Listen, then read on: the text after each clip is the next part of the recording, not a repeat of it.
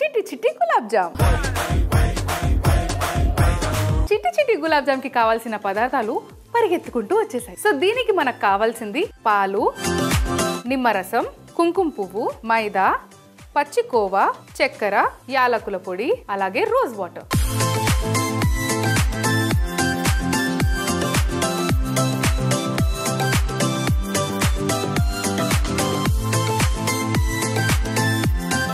So first మనం ఏం చేయాలంటే స్టవ్ వెలిగించుకోవాలి.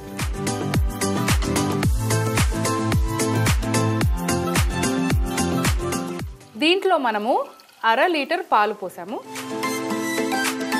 సో పాలుని ఫస్ట్ మరగనివ్వాలి. సో పాలు మరిగేంత వరకు వేరే పని చేద్దాం. సో ఇక్కడ నేను కడాయి పెట్టుకున్నాను. కడాయిలో 1.5 కప్పు షుగర్ వేసేసుకున్నా. ఇప్పుడు దీంట్లో మనం నీళ్ళు ఎన్ని పోసుకోవాలంటే షుగర్ మునిగేంత వరకు, పంచదార మునిగేంత వరకు నీళ్ళు పోసుకోవాలి. పంచదార బాగా మునిగింది. సో అంతవరకు నీళ్లు పోసుకుంటే పాకం అనేది ప్రాపర్గా వస్తుంది మనకి. పాలు పొంగాయి. సో ఇలా పొంగిన పాలని, ఎందుకంటే మనము గులాబ్ జామ్ చేయడానికి ఏదైతే పిండిని తయారు చేసుకుంటామో దానికి ఇందులో నుంచి వచ్చే ఇంగ్రీడియంట్ ఇంపార్టెంట్. ఈ పాలని ఇప్పుడు మనం విరగ్గొడుతున్నాము. ఇక్కడ నేను నిమ్మరసం తీసుకున్నా. సో నిమ్మరసం వేసి దీన్ని మెల్లగా ఇలా మిక్స్ చేస్తూ ఉండాలి.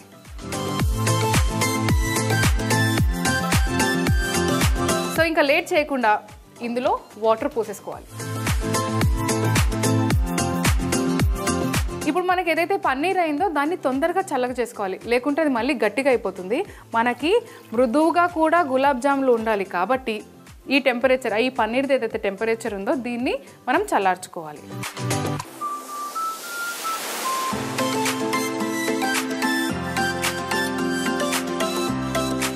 ఇప్పుడు దీన్ని వడబోయాలి. అయితే ఇప్పుడు మనము ఇందులో నిమ్మరసం వేసాం కదా. సో ఈ పన్నీర్కి కొంచెం ఆ నిమ్మరసం పట్టుకునే ఛాన్స్ ఉండొచ్చు. సో దాని కొరకు ఆల్రెడీ ఇలా స్ట్రెయిన్ చేసుకున్న దాన్ని మళ్ళీ ఇలా వాటర్ పోసి దీన్ని కడిగేసుకోవాలి. సో దీంతో ఏంటంటే టెంపరేచర్ కూడా మొత్తానికి తగ్గిపోతుంది. మనకు నార్మల్ బయట పన్నీర్ ఏ టెంపరేచర్లో అయితే దొరుకుతుందో అంటే మన రూమ్ టెంపరేచర్కి వచ్చేస్తుంది. సో ఇప్పుడు దీన్ని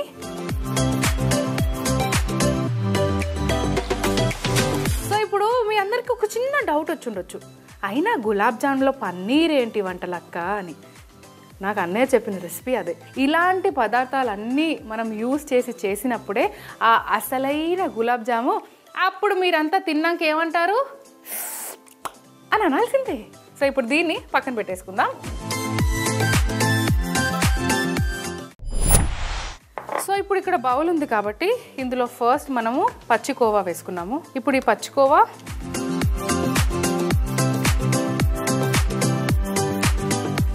అయితే నువ్వు బాగానే చెప్తున్నావు కానీ ఆ ఎగ్జాక్ట్ క్వాంటిటీ చెప్పినావు అనుకో, మా ఇంట్లో కూడా సేమ్ అలానే గులాబ్ జాములు చిట్టి చిట్టి గులాబ్ జాములు అవుతాయి కదా అనే ఒక క్వశ్చన్ మీ మైండ్లో ఉంది. నాకు ఆ విషయం అర్థమైంది. సో ఈరోజు నేను తీసుకున్న ప్రపోర్షన్స్ ఏంటంటే, నేను తీసుకుంది 400 గ్రాములు షుగర్. అది షుగర్ మునిగేంత వరకు వాటర్ పోసేసా. 200 గ్రాముల కోవా, అలానే ఇది ఇప్పుడు నాకు తెలిసి 100 నుంచి 120 గ్రాముల వరకు వచ్చి ఉంటుంది ఈ పన్నీరు. సో ఈ పన్నీర్ 100 నుంచి 120 గ్రాములు ఉంది. అలానే 50 గ్రాములు మైదా. అంటే షుగర్ సగంలో కోవా, కోవా సగంలో పన్నీర్, పన్నీర్ సగంలో మైదా. ఇప్పుడు ఇవన్నీ వేసేసుకున్నాను కాబట్టి వీటిని మంచిగా మిక్స్ చేసుకోవాలి. కొందరు పాలు పోసి కూడా గులాబ్ జాములు చేస్తారు. ఇందులో ఏంటంటే కోవా, పన్నీర్ రెండు కొంచెం మాయిస్టే ఉంటుంది కాబట్టి దీంట్లో మనకు మళ్ళీ సపరేట్గా వాటర్ పోయాల్సిన అవసరం లేదు. వాటర్ ఒకే ఒక్క దాంట్లో పోస్తాము, అది కూడా షుగర్ సిరప్లో.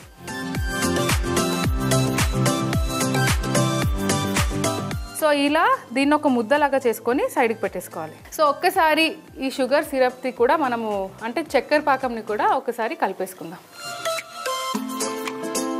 సో పాకం ఆల్మోస్ట్ అయ్యేంతలో ఉంది కాబట్టి ఇప్పుడు ఇందులో ఈ కుంకుమ పువ్వు, అలాగే ఈ ఇలాచీ పౌడర్ కూడా వేసుకోవాలి. దీంతో పాటు కొద్దిగా రోజ్ వాటర్.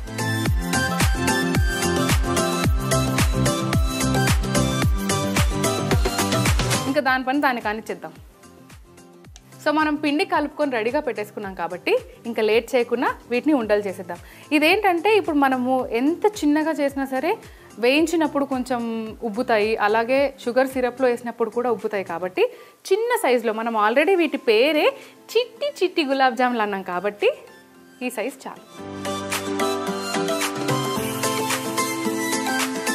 ఎలాగో ఈ చిట్టి చిట్టి గులాబ్ జాములు చేసే వరకు టైం పడుతుంది కాబట్టి అంతలోపు మనకి టైం వేస్ట్ ఎందుకు, నూనె పెట్టేసుకుంటే అయిపోతుందిగా.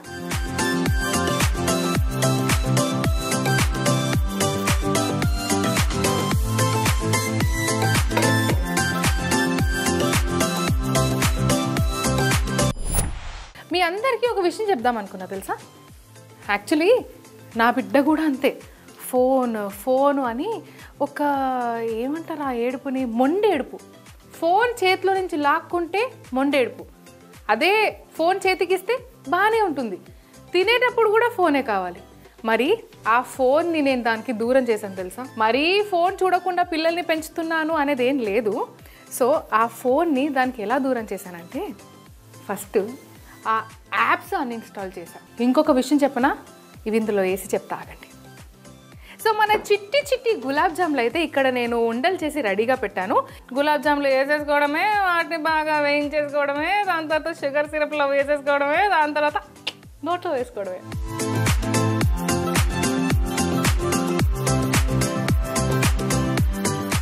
ఇప్పుడు ఇవి ఇందులో వేసేస్తున్నాను. ఇప్పుడు ఏదైతే చిన్న చిన్నగా బబుల్స్ వస్తున్నాయి కదా, ఇలానే ఉండాలి. ఆ చిన్న చిన్న బబుల్స్ మాత్రమే రావాలి. మరీ ఎక్కువ హై ఫ్లేమ్లో ఉంటే కూడా అది ప్రాపర్గా రావు. సో లోపల అంతా ఈక్వల్గా అవ్వాలి. ఇంకొకటి ఏంటంటే, ఇప్పుడు మనం ఒక్కసారి గులాబ్ జాములు వేయగానే ఎంబటే కలిపేయాలని అనుకుంటాం కదా, ఆ తప్పు ఎప్పుడూ చేయొద్దు. ఎందుకంటే నేను కూడా నేర్చుకుంది అదే. విరిగిపోతాయండి, వేసిన వెంబటే కలిపేస్తే అతుక్కుని ఉండిపోతాయి. అన్నీ పైకి తేలాయి. ఇప్పుడు ఇలా కలుపుకోవాలి. అలా అయితే గులాబ్ జామ్ అంతా కూడా ఒకటే కలర్.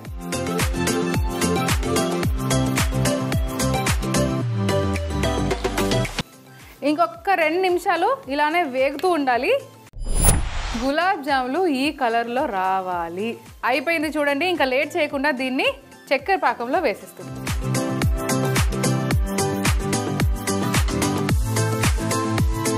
సో ఇవి కొన్ని గులాబ్ జాములు పైన అలానే ఉండిపోయాయి కాబట్టి ఒక్కసారి దాన్ని అలా కలిపేసుకుంటే షుగర్ సిరప్ అనేది అన్నిటికీ ఒక్కసారి పట్టేస్తుంది. ఇలా చిట్టి చిట్టి గులాబ్ జాములు షుగర్ సిరప్లో వేయగానే ఒక 10 నిమిషాల వరకు దాన్ని వదిలేసామనుకోండి, చిట్టి చిట్టి గులాబ్ జాములు రెడీ.